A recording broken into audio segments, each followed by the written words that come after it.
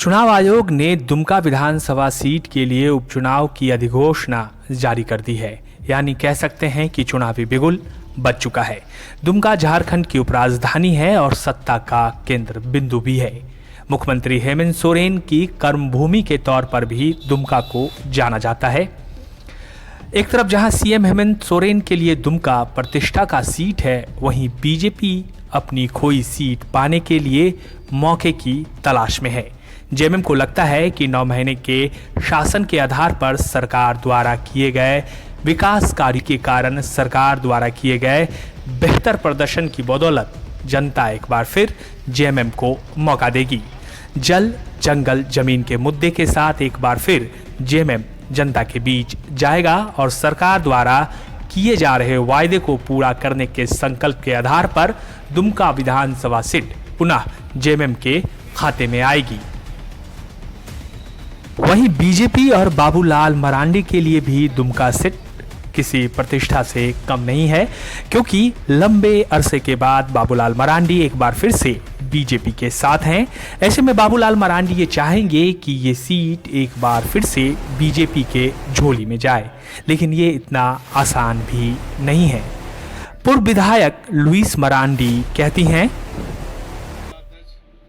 इतने बड़े लॉकडाउन का समय पार झारखंड का जो मजदूर वर्ग के लोग देश विदेशों में काम करते हैं और इस लॉकडाउन पीरियड में उन लोगों के साथ भी झारखंड के मुखिया हेमंत सोरेन जी ने झूठ बोलने का काम किया और उनको एक हवाई जहाज से लाके एक सपना दिखाने का काम किया। आप अपने राज्य में आओ, हम यहीं पर नौकरी देंगे। हेमंत सोरेन ये बताए कितने लोगों को लेके आए और कितने लोगों को रोजगार दिया, कितने लोगों को रजिस्ट्रेशन कराया और कितने लोगों को स्किल्ड कराया। जनता के सामने आंकड़ा दे के बात करना चाहिए, हवा में बात नहीं करना चाहिए। इन 9 महीने के कार्यकाल में दुमका का आप अगर तुम चारों तरफ देखिएगा, चारों तरफ रोड बदहाल है। कोई भी ऐसा सड़क नहीं बचा जहां आप पैदल भी जाके सुरक्षित पहुंच जाएंगे या वापस भी आप आ जाएंगे। ये स्थिति दुमका का हो गया है। पिछले 25 तारीख को जो बड़ा घटना घटा, एक्सीडेंट घटा, 2 घर झटके में चला गया, लेकिन झारखंड सरकार के तरफ से एक भी शब्द संवेदना का उनके लिए नहीं आया। ना ही किसी मंत्री का ना देखने गए, मिलने गए, ना एक शब्द उनके लिए कहा गया। हम कह सकते हैं दुमका में जो इस समय भ्रष्टाचार चरम पर रहा, दुमका का जनता ऐसा कभी नहीं देखा। जिस तरह का माफिया राज, गुंडा राज यहाँ पर चल रहा है, इस तरह का सिचुएशन कभी दुमका में नहीं रहा। लेकिन वर्तमान समय में बालू किस तरह से चल रहा है, गिट्टी किस तरह से चल रहा है, कोयला किस तरह से चल रहा है, या दुमका की जनता ने इस 9 महीना में अनुभव ले लिया है। बाहर से लोग आके यहाँ साम्राज्य बसाना चाहते हैं और इस साम्राज्य को इस बार दुमका के जनता तोड़ने का काम करेंगे। दुमका का जनता को अमन चाहिए, सुख चाहिए और शांति चाहिए।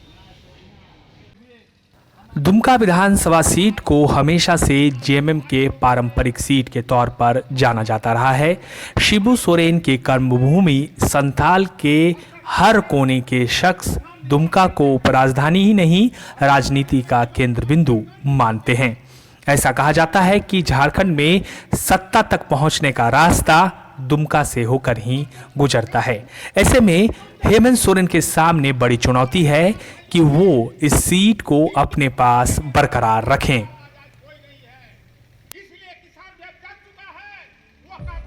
लेकिन पूर्ण रूप से अस्वस्थ है। यहाँ तो हम लोग वोट तो कल होगा, कल भी हम लोग जीतेंगे। मेरा कहने का मतलब इस क्षेत्र में जो मेरा कार्यकर्ता साथी है पूर्ण रूप से तैयार है, उसमें कहीं दो मत नहीं है और निश्चित रूप से ये जान लें और भारी संख्या में भारी मतों से जीत होगी, ये बात निश्चित है। बीजेपी भी काफी आश्वस्त है, बोल रही है कि इस बार वो तो कहाँ बीजेपी कहाँ है, कहाँ रहेगा, ये तो कहा ही नहीं जा सकता है। कितना नंबर में ये तो रहेगा नहीं कहा जा सकता। किस मुद्दे के साथ, चूंकि 9 महीना हम लोग का जो यहाँ का मुद्दा है सबसे जल जंगल और जमीन, ये मुद्दा हमेशा रहेगा और उसी मुद्दे पर हम लोग किस तरह से किस मुद्दे के साथ चुनाव। मुद्दा हमारा बिल्कुल अपना जो पुराना मुद्दा है, जल जंगल और जमीन, इसके साथ विकास, झारखंड की जनता का विकास रुका पड़ा हुआ है कोरोना की वजह से। जैसे ही चुनाव समाप्त होगा विकास की गाड़ी दौड़ पड़ेगी। भाजपा कहाँ फेल साबित हुआ, क्या जनता को सब बताएं?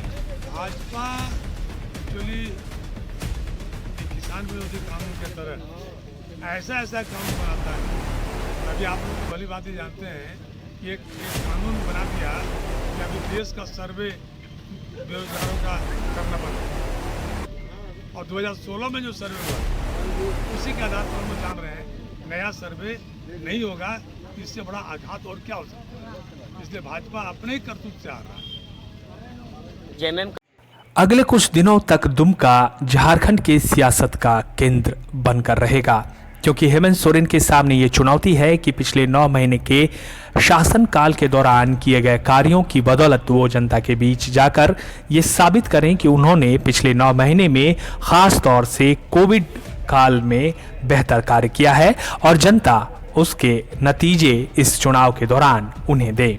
वहीं बीजेपी के लिए ये चुनौती है कि बीजेपी नई टीम बाबूलाल मरांडी और दीपक प्रकाश इस चुनाव में ये साबित करें कि उनके आने के बाद भारतीय जनता पार्टी में एक नई धार आई है।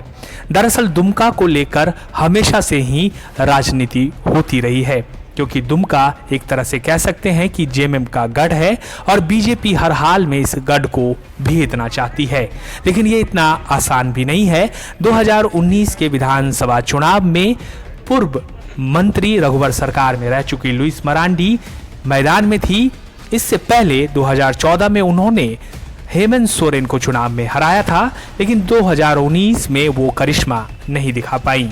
अच्छे मत के अंतराल से वो चुनाव हार गई। इस मरांडी के सामने भी ये चुनौती है कि इस चुनाव में वो एक बार फिर से पुनर्वापसी करें। वहीं अगर बीजेपी के अलावे जेएमएम की बात करें तो झारखंड मुक्ति मोर्चा की तरफ से इस बार नए उम्मीदवार के तौर पर बसंत सोरेन रहने वाले हैं। बसंत सोरेन हेमंत सोरेन के छोटे भाई हैं और लगातार दुमका में सक्रिय देख रहे हैं। बसंत सोरेन की ये पारी कह सकते हैं नई जरूर है, लेकिन उन्होंने राजनीतिक माहौल को बहुत ही धैर्य और गंभीरता से देखा है। ऐसे में बसंत सोरेन के लिए भी ये चुनौती है कि अगर वो ये चुनाव जीतते हैं तो उनके आगे के राजनीतिक भविष्य का भी एक तरह से कह सकते हैं चुनाव परिणाम